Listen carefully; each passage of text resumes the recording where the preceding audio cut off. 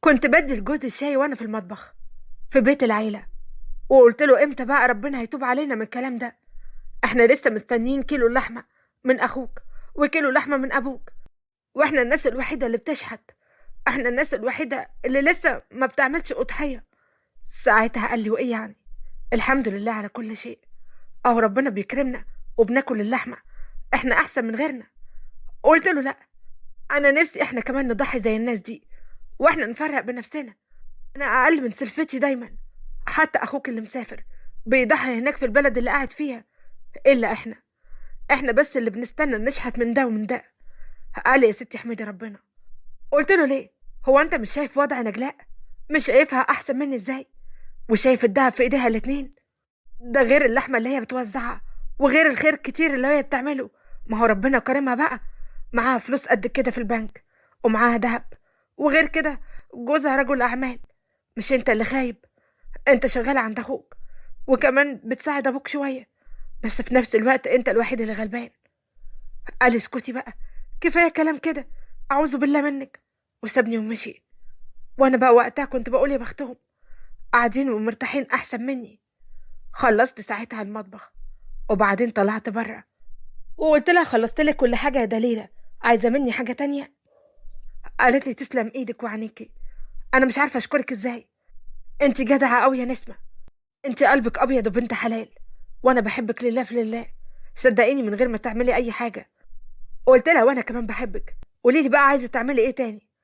قالت لي يا ريت تحضري السفره، علشان خلاص الناس جايه، وانا عايزه العزومه حلوه زي ما انا رسمتها بالظبط، لاني بصراحه كده عندي مفاجاه محدش هيعرفها غير وقت العزومه.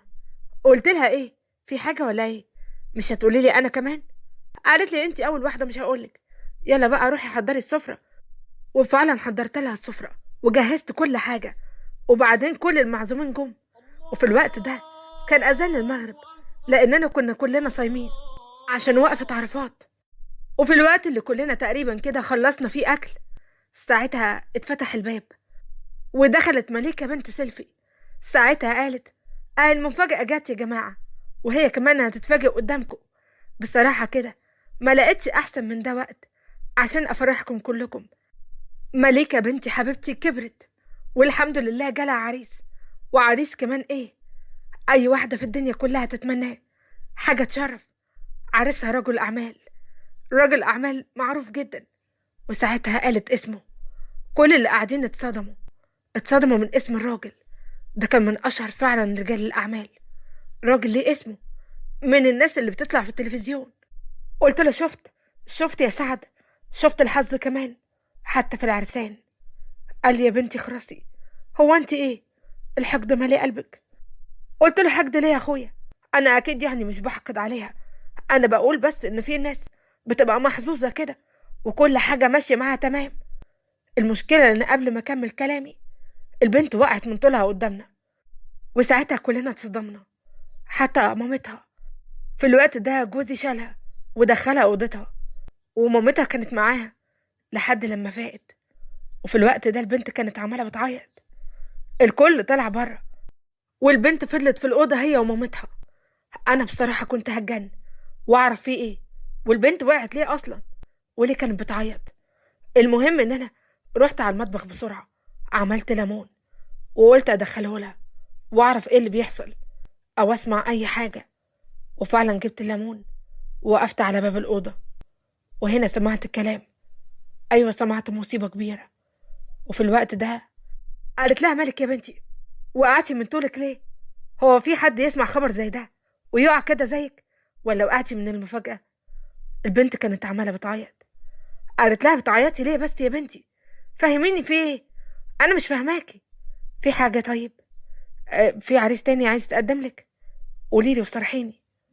البنت قالت لها يا ريت يا ماما كان في عريس، ده في مصيبة كبيرة، مصيبة انتي مش عاملة حسابها، وبصراحة كده انا مرضتش اقولك عليها. قالت لها قولي يا بنتي، ايه اللي حصل؟ قلبي يوجعني يا بنتي، اتكلمي. البنت اتكلمت وقالت بصراحة كده يا مامي، أنا في يوم كنت خارجة مع أصحابي، قصدي يعني واحد كنت بحبه في الكلية. خرجنا كلنا سوا، وكان معايا صاحبتي، وكان معانا واحد تاني. صاحبها هي كمان. المهم ان احنا خرجنا، وبعد ما خرجنا صاحبي ده صامم ان انا اروح عنده البيت، يعني نحتفل كلنا سوا. لان بصراحة كده واحنا واقفين بالعربية في ضابط رخم علينا، عشان كده قال ان احنا لازم ناخد راحتنا في البيت. المهم ان هو صمم، وانا وقتها فرحت قوي اني هقعد معاه براحتي من غير يعني ما اقصد اي حاجة يا مامي. المهم ان احنا كنا قاعدين بنهزر ونضحك عادي، لحد لما النور قطع فجأة، من بعد ما صاحب سهى هو اللي قام يجيب مية. في الوقت ده قصدي النور قطع، وبعدها حصلت مصيبة، مصيبة كبيرة قوي لما الاتنين حاولوا الاعتداء علينا. المشكلة ان هما كانوا قافلين الباب ومعرفناش نهرب ولا حتى نصرخ، لان المكان كان في حتة مقطوعة يعتبر، فمحدش قدر ينقذنا. المهم ان المصيبة حصلت، وانا وقتها قلت له ليه عملت فيا كده؟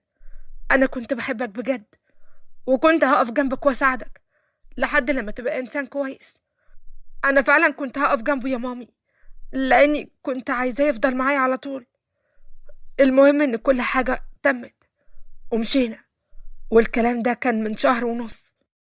انا كنت عايشة حالة اكتئاب، بس مش بحاول ابين لكم ابدا.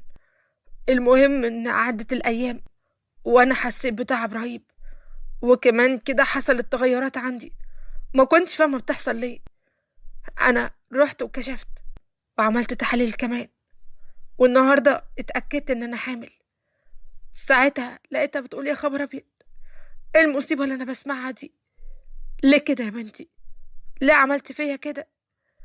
انتي عارفة انا حاسة بايه دلوقتي؟ انا حاسة اني هموت. ايوه هموت، حاسة بوجع قلبي. طب اقولك حاجة، انا اصلا كنت تعبانة وكشفت وعرفت ان انا قلبي تعبان، والتحاليل موجودة هنا، هبقى اوريها لك دلوقتي. ليه تعملي فيا كده؟ ليه؟ هو انا اذيتك في ايه؟ وفضلت تتكلم في بنتها. انا في الوقت ده دموعي نزلت، زعلت عليها جدا. دليلة سلفتي كانت كويسة جدا وعمرها ما اذت حد، كانت انسانة محترمة ما تستاهلش كل الوجع ده. كانت عمالة بتعيط وكان صوت عياطها طالع لحد بره. انا كنت خايفة حد يحس بالكلام ده. وفي الوقت ده مريم عدت وشافتني واقفة وقالت لي انتي واقفة كده ليه؟ هو في حاجة؟ قلت لها لا، بس انا كنت جايبة ليمون عشان البنت تهدى وتشربه وتبقى كويسة. خبطت عليهم لحد لما دخلت، وطبعا كانت هي منهارة من العياط. قلت لها رواقي بقى، رواقي يا دليلة، كل حاجة هتبقى كويسة. ساعتها قالت لي ربنا يخليكي، انتي قلبك طيب وحاسة بيا. قلت لها ما تقلقيش، انا جنبك وفي ظهرك ومعاكي ومش هسيبك ابدا. هي كل ده ما كانتش تعرف ان انا سمعت كل حاجة، وانا حاولت ما بينش اي حاجة غير لما اشوف هعمل ايه. المهم ان انا اديتهم العصير وخرجت تاني، وقعدت ساعتها جنب جوزي متنحة وزعلانة قوي من نفسي. اول مرة استحقر نفسي كده، اول مرة احس بجد ان انا قليلة وكنت استاهل اكون اقل من دليلة دايما، لانها كانت غيري خالص. المهم ان الوقت عدى، وكان لازم طبعا يكملوا اليوم عادي، بس ربنا لما بيحب عبده لازم بيقف جنبه ولازم بيساعده في نفس اللحظة. البنت دخلت الحمام على أساس تاخد دش وتغير هدومها وتطلع تقعد عادي، علشان يعني الموجودين ما يحسوش بأي حاجة. بس المفاجأة بقى إن البنت وهي بتاخد دش وقعت في الحمام وكمان نزفت. وده اللي عرفته لما سلفتي نادت عليا وقالت لي بنتي وقعت في الحمام ونزفت. أنا في الوقت ده كنت عارفة إنها كده أجهضت، بس طبعا ما قلتش أي حاجة، وقلت لها اوعي تقولي يا دليلة قدام الناس اللي برا دي ان هي نزفت، قولي بس انها اتزحلقت ووقعت، ما تقوليش اي حاجة تانية. ساعتها كانت بصالي باستغراب وكأنها عايزة تقولي وانتي عرفتي، بس المهم انها ما قالتش حاجة. وانا قلت لها ما تقلقيش، انا عارفة انا هعمل ايه بالظبط. ولاني كان عندي خبرة في الموضوع ده، لاني كنت بشتغل ممرضة قبل ما اتجوز. المهم ان الحمد لله البنت بعد ما بقت كويسة نامت، واحنا حاولنا نقعد ونكمل القعدة مع الناس اللي موجودة، وانا حاولت ابين قدام دليلة ان انا معرفتش اي حاجة. وفي الوقت ده جوزي قال بعد اذنك يا جماعة انا رايح بقى عند الحاج عشان نحضر للأضحية، وهقضي معاهم الوقت لحد وقت الصلاة. فعلا سيلفي ما كانش موجود، وحتى حماية كمان كانوا موجودين مع بعض علشان بيحضروا للأجازة بتاعت العيد. بيحضروا يعني لتجارتهم إنهم هيبقوا أجازة كام يوم. المهم إن جوزي كمان مشي، والناس اللي كانت موجودة في العزومة كلها نزلت، وبقينا لوحدنا أنا وهي. لأني كل سنة بفضل معاها لحد صلاة العيد، وبعدين نعمل الأضحية، وبعدين أروح على بيتي بعد ما أخد اللحمة. كل سنة كنا بنعمل كده.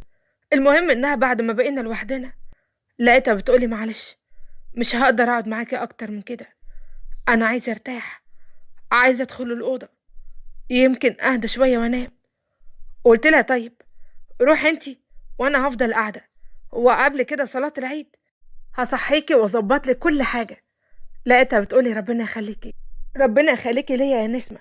وفي الوقت ده عيطت قدامي، انهارت من العياط. قلت لها مالك، فيكي ايه؟ وعملت نفسي مش عارفة حاجة. لقيتها بتقولي انا لازم اقول لحد، ولازم اخرج كل اللي جوايا، بس للاسف حتى اخواتي مش هقدر اقول لهم، لان الامر صعب قوي. والنهارده هستأمنك على سر، وهتحلفي وهتقسمي ان انتي عمرك ما هتطلعيه بره. حلفت لها واقسمت لها، وقلت لها من غير ما احلف، وعد عليا عمري ما اطلع كلمة. وفعلا انا كنت قد كلامي، ولقيتها بتحكي لي كل حاجة سمعتها، وبتقولي انت اكيد عرفتي من موضوع النزيف. قلت لها بصراحة كده ايوه عرفت، بس ما تقلقيش، كل حاجة هتتحل، كل مشكلة وليها حل في الدنيا. قالت لي لا طبعا، ايه اللي المشكلة دي؟ ودي هتتحل ازاي اصلا؟ قلت لها ولا حاجة، الولد اللي عمل كده يتجوزها، حتى لو طلقها تاني يوم هنديله على دماغه لحد ما يتجوزها، وبعدين خلاص. قالت لي هتعمل ايه؟ مش هتكمل حياتها، والعريس الكويس اللي جاي لها عمره ما هيقبل بيها، ولا ينفع تتجوزه، وهتقعد تستنى. هتستنى بقى لحد لما الناس تنسى، ونقول ساعتها ان احنا كنا مجوزينها من فترة كبيرة عشان يجيلها عريس تاني، ويكون الدنيا كلها بقت مترتبة. ده غير ان احنا لازم نقول للناس كلها انها اتجوزت قبل كده. مصيبة كبيرة وانا مش عارفة اعمل فيها ايه. قلت لها اوعاكي تنهاري ولا تعيطي مرة تانية، اجمدي كده بقى وما تبقيش ضعيفة. قلت لك كل حاجة هتتحل، والولد هيتجوزها، وانا عارفة هتصرف في الموضوع ده ازاي. ساعتها طمنتها، وانا فعلا كنت قد كلامي، وكنت صادقة في كل حاجة بقولها لها. فضلنا ساعتها نتكلم، وبعدين قمنا صلينا احنا الاتنين، وفضلنا قاعدين مع بعض لحد صلاة العيد. وطبعا اتجمعنا في الشارع عشان نعمل الأضحية. ساعتها دليلة كانت بتفرق عن الناس بكل رحمة وكل فرحة، وساعتها ما حسستش أي حد إن جواها وجع ومرض وألم. الناس اللي كانت شايفاها من بعيد كان باين عليها أوي إنها فرحانة وسعيدة، وإنها ما عندهاش أي مشكلة. وده اللي أنا كنت بشوفه برضه، كنت شايفاها أسعد واحدة في الدنيا، كنت شايفاها عندها كل حاجة وأنا ما عنديش أي حاجة. وطلعت أنا عندي راحة البال، وهي عندها مصايب كتير. وهو ده دايما اللي احنا بنعمله، ما بنشوفش دايما كل حاجة، وبنشوف الجزء اللي احنا عايزين نشوفه بس. في الوقت ده استنيت، واخدت نصيبي من اللحمة زي كل سنة، وكنت فرحانة قوي مبسوطة وانا واقفة مع جوزي. ولقيته بيقولي بتضحكي يعني مبسوطة؟ هو انتي مش زعلانة ان احنا بنشحت لحمة زي ما قلتيلي؟ قلت له لا خالص، انا مش زعلانة، وعمري ما هزعل بعد كده. انا هفضل احمد ربنا طول الوقت. صدقني، صدقني يا سعد، انا النهاردة اكتشفت حاجات كتيرة قوي ما كنتش فاهماها في الدنيا. انا النهاردة حسيت ان انا عقلت، وبقى عندي تفكير غير اللي كان عندي زمان. حسيت ان انا كبرت بمعنى اصح. وساعتها لقيته بيقولي وانا وعد عليا هنتفسح ونخرج في العيد من غير نكد ولا خناق. ومشينا مع بعض وكنا فرحانين. ولما روحت البيت وقفت اعمل اللحمة والفتة زي كل سنة، وكنت ساعتها واقفة جنبه، وقلت له ربنا يخليك ليا ويديم علينا حياتنا من غير وجع ولا مرض ولا حزن ولا بلاء ولا مصيبة تغير حياتنا. انا جيت النهاردة احكي لكم الحكاية، واقول لكم كل سنة وانتم طيبين. عيد سعيد عليكم يا حبايب قلبي، ربنا يخليكم ليا، ويا رب كل ايامكم تبقى عيد وسعادة وتحققوا كل اللي بتحلموا بيه، ويكون العيد سعيد على كل الناس، وكل الناس تكون راضية ومبسوطة. وهقول لكم حاجة تانية، مش دايما المظاهر اللي بنشوفها بتكون حقيقية. ساعات الناس بتكون مستخبية ورا مظهرها، وكمان شكلها الحلو وضحكتها الحلوة، بس بيكون قلبها موجوع. مش كل حاجة بنشوفها بتكون صح. لازم نحمد ربنا ونرضى بعيشتنا، ونشوف نفسنا أحسن ناس، ونشوف اللي عندنا أحسن حاجة ربنا كاتبها لنا، ونحمد ربنا على كل شيء، علشان ربنا يبارك لنا في حياتنا ويدينا كل اللي احنا عايزينه. لو عجبتكم القصة ما تنسوش تضغطوا لايك وتشتركوا في القناة وتفعلوا زر الجرس عشان يوصل لكم إشعار بكل القصص الجديدة. ولو انت بتتابعنا على صفحة الفيسبوك ما تنساش تضغط لايك ومشاركة، وكمان متابعة صفحة الفيسبوك. أشوفكم على خير إن شاء الله. فتحت الباب على ماما من غير ما تحس، ودخلت ولقيتها قاعدة، وقلت لها ألف مبروك، حجزتلك العمرة كلها كام يوم وهتسافري وترجعي لي بالسلامة يا حبيبتي. الغريبة ان انا اول لما دخلت ماما كانت مصدومة، اتخضت قوي لما شافتني، وبعد كده بقت حزينة وخايفة. كنت حاسة ان ماما فيها حاجة وانها مش مظبوطة، خصوصا ان خبر زي كده مفرحهاش ولا اتكلمت. وقتها قلت لها مالك يا ماما، فيكي ايه؟ هو انت مالك ساكتة كده ليه؟ ومالك خايفة كده ليه؟ هو في حد عملك حاجة؟ مالك يا ماما؟ ساعتها ماما بصت الناحية التانية على باب الأوضة وكانت مرعوبة. أنا ما كنتش فاهمة في إيه، وقلت لها في إيه يا ماما؟ ساعتها كنت خايفة قوي، خايفة يكون في حاجة حصلت. ولقيتها قامت ودخلت الأوضة، كل ده من غير ولا كلمة، بس أنا دخلت وراها، واللي شفته كان مصيبة، مصيبة ما كنتش صدقها أبدا. ما كنتش أتوقع اللي شفته واللي ماما عملته. وبدأت الحكاية في الكلية لما كنت بدرس مع كريم. كريم كان شاطر جدا في دراسته، كان متفوق وكان أحسن واحد في الدفعة، وعلشان كده قررت إن أنا أتقرب منه. ولقيت صاحبتي بتقولي لا إلا كريم ده واد معقد كده وهيتعبك، هو أنت لسه هتتعرفي عليه ولسه هتتكلمي معاه؟ ما تضيعيش وقت يا ستي، ده قفل كده ومالوش في البنات. قلت لها بكرة هيتعلم، وإيه يعني؟ وبعدين أنا أصلا عايزاه قفل، أنت عارفة إن أنا مؤدبة وما بحبش برضو اللف والدوران، وأصلا مش هعرفه غير عشان الدراسة وبس. نفسي أنجح، نفسي كمان أجيب تقدير جيد، نفسي أطلع من الأوائل زيه. لقيتها بتقولي يمكن يعني، بس أنا متوقعش إن أنت تقعدي تذاكري. هو أنت ممكن تذاكري بجد؟ لا لا لا، ما صدقش. ده احنا لما بنقعد عشان نذاكر لازم نقلبها مسخرة وهزار وضحك، وكمان نقلبها رقص وغنى. ولا مرة درسنا عادي ولا ذاكرنا أصلا. قلت لها خلاص، زمن المذاكرة جه، وأنا خلاص حطيته في دماغي ولازم أتعرف عليه. لقيتها بتقولي هتعملي إيه؟ قلت لها هتشوفي دلوقتي. واستنيته لما دخل الأوضة يتكلم مع الدكتور، واستنيته لما طلع، وكان وقتها معايا قهوة في إيديا، واستغلت إن هو طالع، وبسرعة جدا عملت نفسي مش واخدة بالي وخبطت فيه. وهنا بقى القهوة اللي كانت في إيدي دلقت على القميص بتاعه. وساعتها قال لي ليه كده؟ ليه عملتي كده؟ لسه عندي محاضرات كتير، هو انت مش قادرة تبصي قدامك؟ قلت له معلش بقى، أنا آسفة، هي جت فيك انت، دي لو كانت جت في حد تاني ما كنت زعلت، بس انت من احسن الناس الموجودة هنا يا كريم. بصراحة كده دي صدفة كويسة قوي ان انا قربت منك واتكلمت معاك، يعني القهوة دي كده دلقتها فرصة سعيدة، مش بيقولوا دلق القهوة خير؟ لقيته وقتها اتحرك جدا مني وما بقاش عارف يرد يقول ايه، ولقيته بيقول لي خلاص ولا يهمك، مفيش مشكلة، هقعد بيه كده بقى وامري لله. قلت له وانت لسه عندك محاضرات تانية؟ انا اعرف ان انت شاطر جدا ومن الاوائل على الدفعة، بصراحة كده سمعتك سابقاك. وفضلت اقول له كلام حلو، الكلام ده كان مخليه مكسوف، وكمان حابب يتكلم معايا اكتر. انا ذات نفسي كنت جريئة جدا معاه علشان ياخد عليا وما طولتش بقى في التعارف. ولقيته بيقول لي طيب انت لو محتاجة اي حاجة انا ممكن اساعدك. قلت له هوب، لحد هنا وانا مبسوطة جدا. ايوه، هو ده اللي انا كنت عايزاه.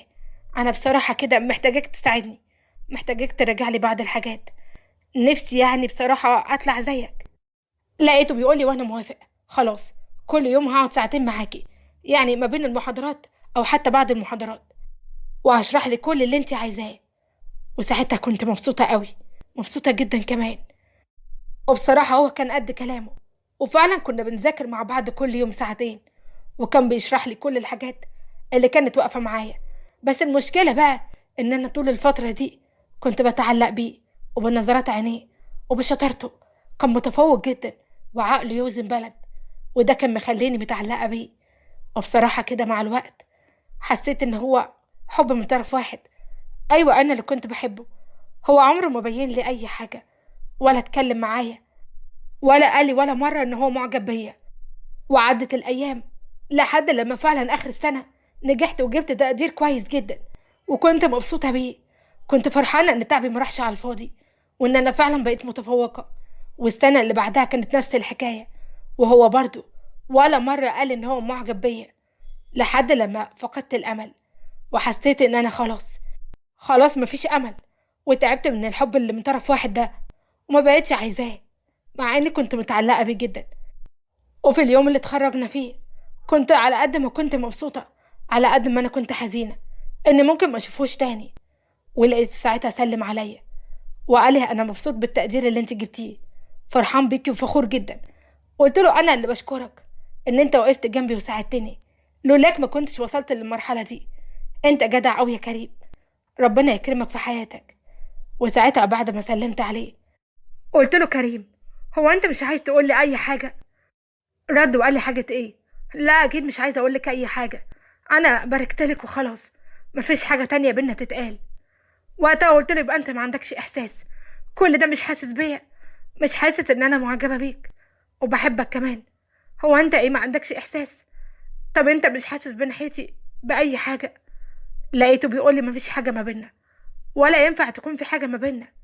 وقتها اتصدمت جدا من كلامه، وحسيت ان انا خذلت نفسي، وما كانش ينفع اقول حاجة زي كده. ومن كتر ما انا كنت زعلانة طلعت اجري وانا مش اخده بالي، لحد لما على الطريق عربية خبطتني وقعت على الارض. ساعتها حسيت ان انا مش حاسة بالدنيا، بس كنت سامعة كل حاجة حواليا. واتاري كان هو بيجري ورايا وشافني وانا مرمية على الارض، ولقيته بيقول لي ليه كده؟ ليه تعملي في نفسك كده يا ندى؟ هو انت مش عارفة انت غالية عندي قد ايه؟ وابتدى الصوت يروح، وابتديت ما احسش باي حاجة. وبعد شوية او بعد حتى مدة، معرفش المدة اللي اغمى عليا فيها قد ايه، بس انا صحيت في المستشفى ولقيته جنبي، وتقريبا كده كنت متكسرة. كنت حاسة برجلي وايديا مش حاسة بيهم. ولقيته بيقول لي الحمد لله، الحمد لله ان جت على قد كده. بقى معقول توجعها قلب عليكي كده؟ هو انتي ما بتحسيش؟ قلت له انا اللي ما بحسش؟ انت اللي وجعتني بكلامك. وعلى العموم شكرا على وقفتك معايا، متشكرة قوي. يا ريت بقى تتصل بأمي، لاني ماليش غيرها في الدنيا، هي الوحيدة اللي المفروض تكون هنا. رد وقال لي حاضر، هتصل بيها واجيبها. بس انا عايزة اقولك كلمتين.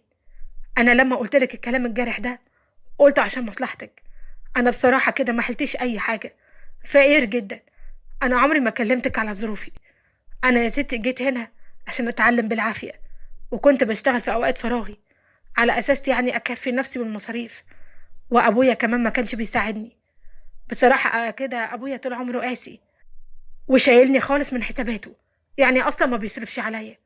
وبصراحة كده انا شايل حمل نفسي بالعافية، يعني اكيد مش هقدر اخطب ومش هقدر اكون لك حاجة كبيرة. انا مش عايزة اغشك، انا بقولك على ظروفي، وعشان كده كنت عايزة ابعدك عني. وانا مفيش حد في الدنيا دي كلها حبك قدي. رديت وقلت له انت بتقول ايه؟ يعني معقول انت حبيتني؟ ولو انت كنت بتحبني لو قلت لي انك ما بتحبنيش؟ وبعدين ايه المشكلة يعني ظروفك؟ هو حد قالك ان انا كنت عايزاك غني؟ ما انا عارفة ان انت على قدك يعني. ايوه بحس واخده بالي من لبسك، اكيد يعني كنت عارفة ان انت ما تملكش حاجة، وانا ما يهمنيش اي حاجة. يهمني اخلاقك وادبك، ويهمني احترامك، وانك شايل المسؤولية. وان شاء الله انا حاسة انك هتعمل حاجات كتيرة قوي عشاني. ساعتها قال لي لو وقفتي جنبي وبقيتي معايا واستحملتي ظروفي، اكيد هعمل عشانك كل حاجة، هقلب الدنيا دي كلها عشانك. وساعتها وعدته اني هفضل جنبه وهفضل واقفة معاه وهفضل اساعده في كل حاجة. وهو في الوقت ده كان معايا على طول في المستشفى، واعترفنا خلاص بحبنا لبعض. بس ماما وهي معايا في المستشفى ولحظة اهتمامه بيا وان هو مش عايز يسيبني، ساعتها قالت لي ده شكله كحيان وما حلتوش حاجة، بلاش منه يا بنتي. قلت لها وايه يعني؟ مش مشكلة يا ماما، انا الحمد لله بقيت كويسه اهو، وهنقدم انا وهو في شركه، وهنشتغل مع بعض، وهنبني نفسنا، وان شاء الله هنعمل كل حاجه، ونتجمع احنا الاتنين ونتجوز، وهنبني مستقبلنا واحده واحده.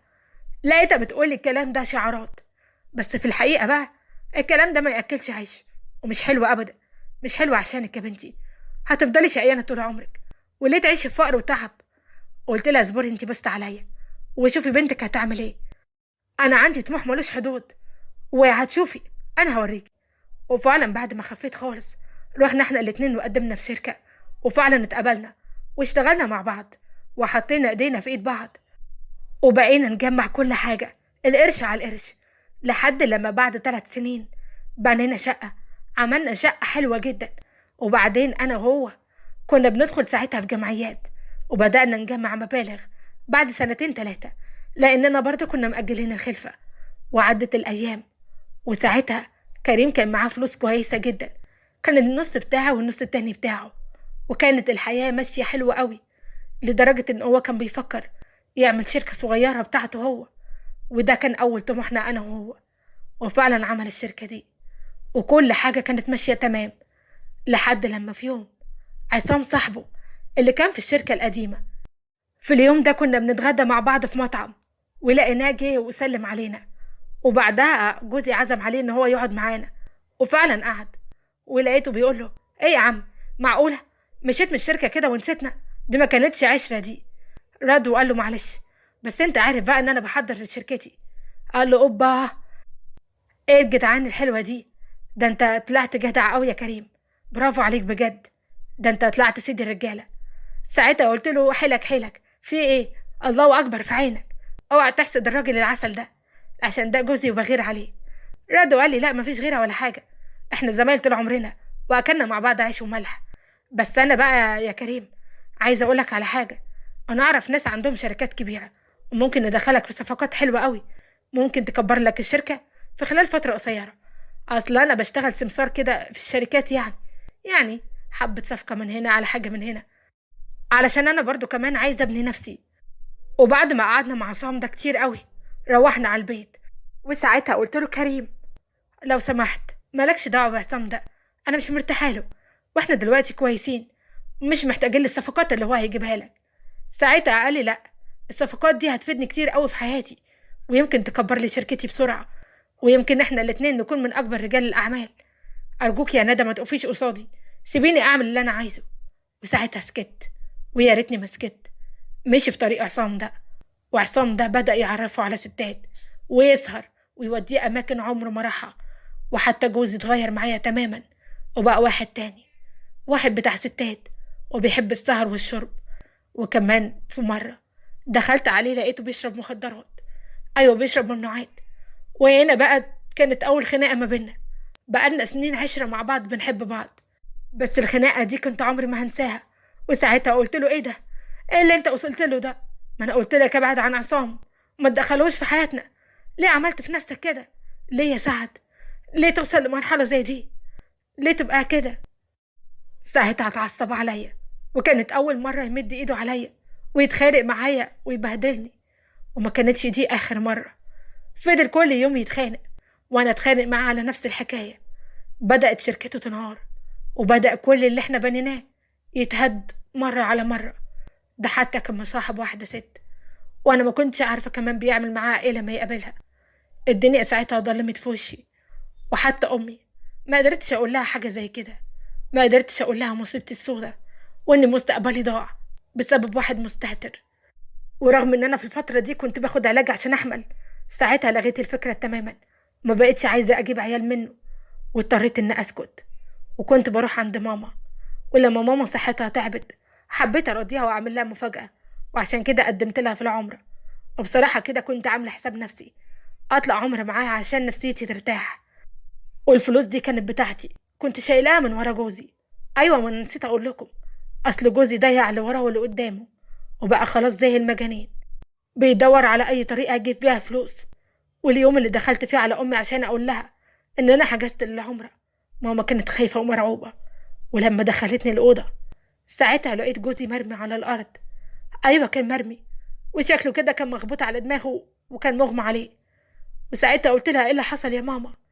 لقيتها بتقولي كنت نايمة ولقيت حد بيعمل صوت في الدولاب، وانا كنت خايفة قوي، كنت خايفة حتى افتح عيني. بس لما فتحت اتصدمت لما شفت ان هو جوزك كان جاي يسرقني، كان جاي يسرق الدهب بتاعي وحاجتي. وقتها ما حسيتش بنفسي غير وانا بضربه بالكومودينو على دماغه علشان يعني يقع وما يعملش حاجة زي كده. وفعلا زي ما انتي شايفة اهو. ساعتها قلت لها يا نهار ابيض، هي وصلت بيه للدرجة دي؟ لقيتها بتقولي انتي ليه ما حكتليش، ليه ما حكتليش ان جوزك طلع حرامي؟